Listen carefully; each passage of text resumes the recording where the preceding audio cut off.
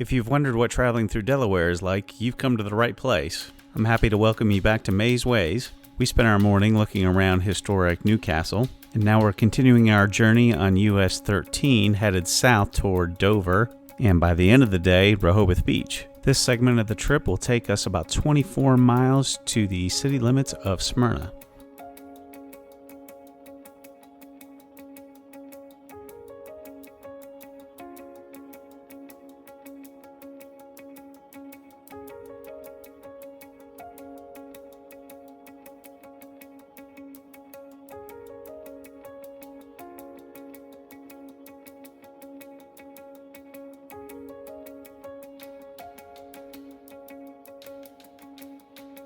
Here we join up with Delaware 1, which is Delaware's north-south controlled access highway and in some places a toll road. For years, various studies were done to find alternate routes between Wilmington and Dover. By 1983, the traffic coming out of Wilmington on US-13 heading to the beaches was enormous. From that, Delaware 1, otherwise known as the Relief Route, was born. We chose the non-toll route for our trip, but we're going to see a lot of Delaware 1 today.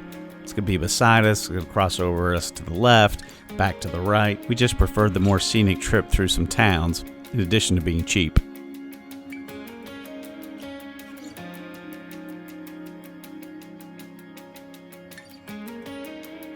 In fact, just like that, here at exit 152 at Wrangell Hill, we're going to end our concurrency with Delaware 1 and get back onto 13.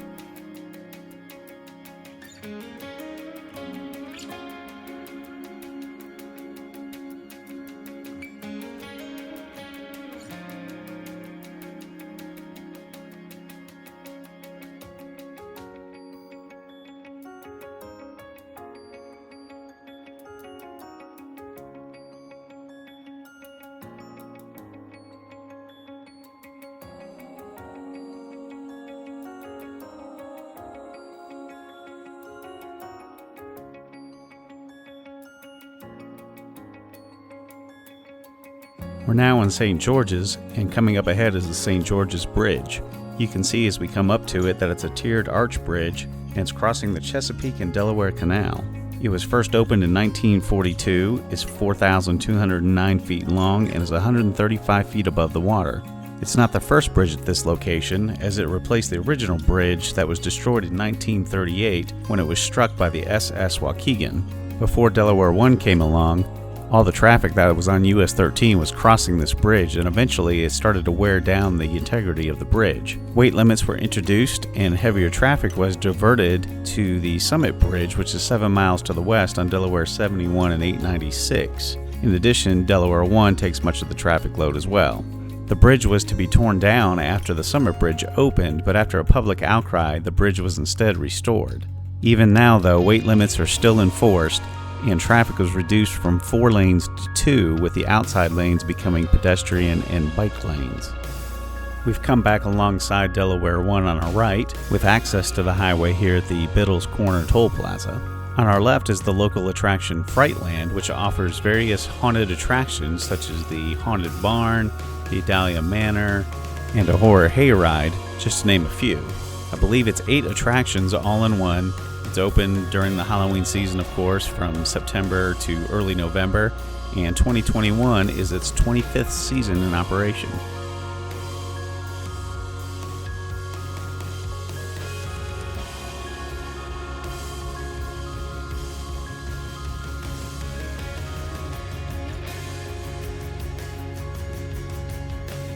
Here in Boyd's Corner, Delaware 896 to the right will take you to US 301. US 301 actually got to start back there at Biddle's Corner, but joined Delaware 1 from the other side from where we were. US 301 will take you past Mount Pleasant into Maryland, into Annapolis, down east of Washington, and into Virginia and beyond.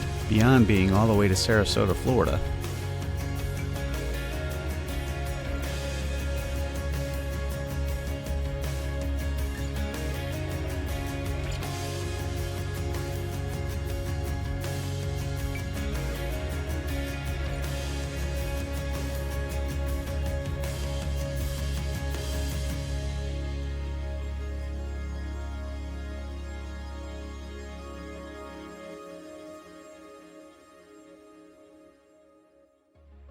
This sign on our right might be my most favorite sign of the entire trip. It's peculiar enough when it's talking about fishing and crabbing from the bridge, but the fact that prohibited is in quotes really gave me a chuckle. Makes me think it's more of a suggestion than a law.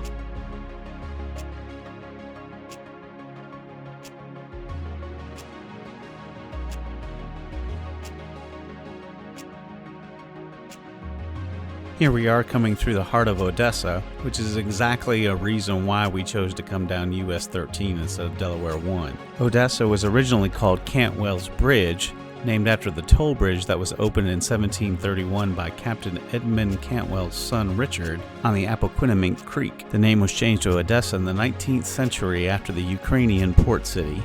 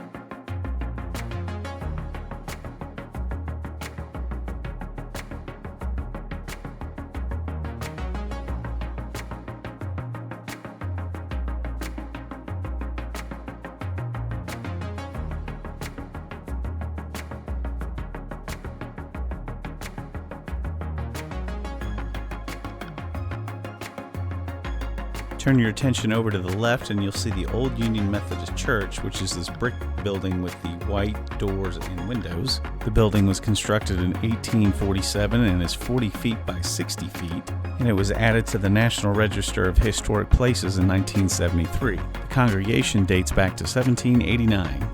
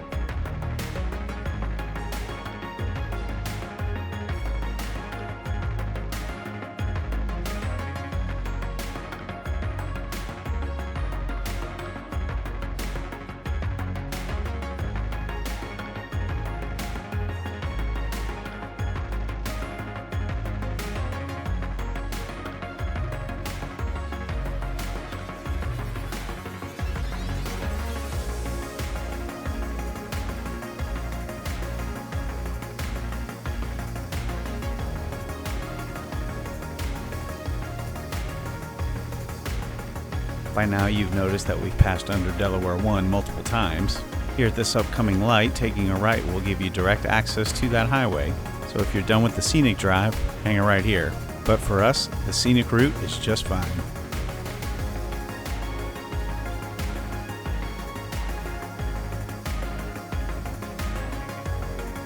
Here on the left we have the Smyrna Rest Area, officially known as the Chauncey O. Simpson Memorial Rest Area. First opened in 1937, the current building was constructed in 1991, and the rest area is accessible from both directions of US-13. The rest area features the Delaware Highway Memorial Garden, which is a path of bricks with the names of those who have died on Delaware highways. These gardens serve as an alternate to roadside memorials, which are actually illegal in Delaware because of safety concerns.